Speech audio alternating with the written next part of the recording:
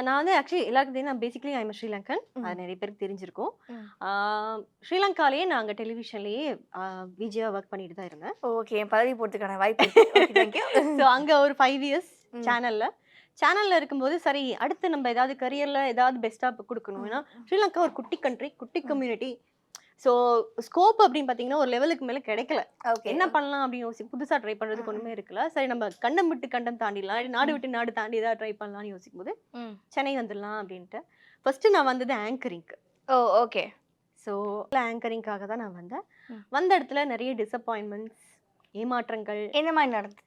இல்ல இப்போ நமக்கு ஃப்ரெண்ட்ஸ்ன்னு இருப்பாங்கல்ல. ம். ஈவன் தோ நாங்க இருந்தாலுமே வந்து நெறைய பேருக்கு நான் சொல்லியிருந்தேன். என் ம். ஃப்ரெண்ட்ஸுக்கு முக்கியமான அந்தந்த சேனல்ல முக்கியமான பீப்பிள் 2, 3 பேர் ம். தெரியும். அவங்களுக்கெல்லாம் சொல்லிட்டு, "சார் நான் வரப்போறேன். சார் ஏதாவது சான்ஸ் இருந்தா சொல்லுங்க." ம். அப்படின்னு சொல்லி எல்லாருமே நெறைய ஹோப் குடுத்தாங்க. ம். வாங்கம்மா பார்த்துக்கலாம். நம்மலாம் இருக்கோம். நம்மலாம் எங்க போயிற போறோம்?" அப்படின்னு ம். கேட்டவங்க தான்